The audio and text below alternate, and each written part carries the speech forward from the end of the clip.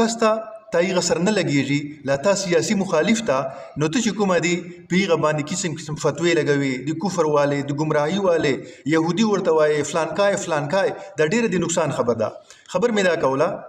چې عمران خان لا ښه ده لا خندنای ده آی د په خپل جي باندې زه دا نه وایم چې د چوره کارونه کړي دي آی واړه صحیح کارونه کړي دي او دا نه وایم چې د چوره اقتدار تیر کړی ده آی واړه غلط تیر کړی ده. به تقاضای بشري دا انسان دا فرشته نسی کېدلی غلطي بل د نسلی خو لیکن واړه کارونه یې غلط نه دي کړي ډېر کارونه یې ښه کړي دي. لکه کله چې دی په 2018 چې پرایم منسټر اف پاکستان جوړ سه نو چې کومې غریبې زنانه وې هغه دپاره یې نقد رقم وال وظایف جاری کړله. دا په ټول پاکستان چې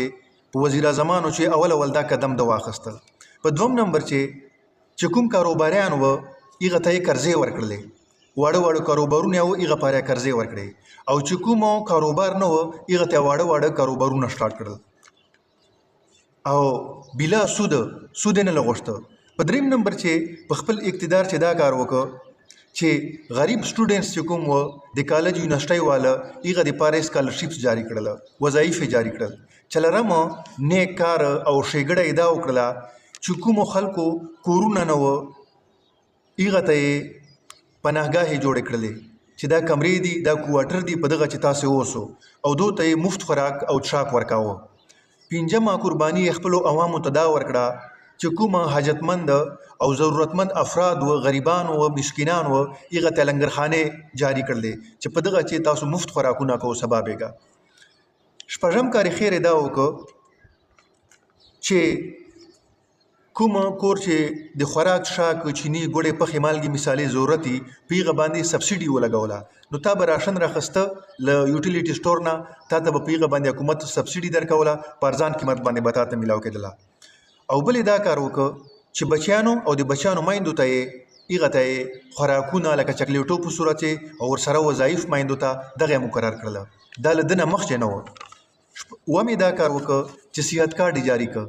اتا مور دا خور دی دا پلار دی دا په لکانو روپۍ چې کومه دي هغه به په تا باندې حکومت خرڅ کولی او دی دا نسی کولای چې دی چې کومه دي په هغه چې چیني په اسپتال چې دی ایم ایس لا چې کومه دي ډي ایچ او جوړ شي نور چې کومه دي اجي به غبن په چسلای خو د خپل باندې غبن نه د کړای د صحت کارت په مت چې شکر باندې خپل قوم ته ور کړی دا او ډیر د زړو بیماران د کینسر وال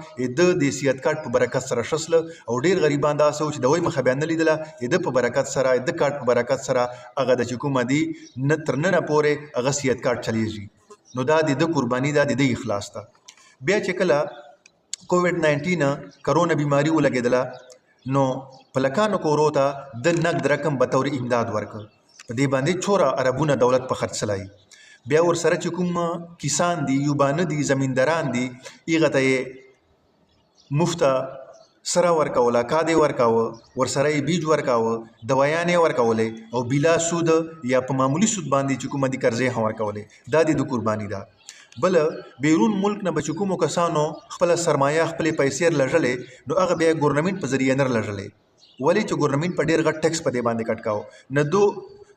دو د پاره د بانکینګ نظام جوړ ک چې په دې طریقې و تاسو نموږه کمی پیسې اخلو تاسو بانک په ذریعہ باندې پیسې لږو چې د تاسو ملک ته فائدہ رسیږي نو بیرون ملک چې څور افراد و ایغه بانکو په ذریعہ باندې بیا پیسې شروع کړل چې کله د حکومت ختم سه به چې کومه دی واپس هغه زړه کفاله ول ترتیب شروع ک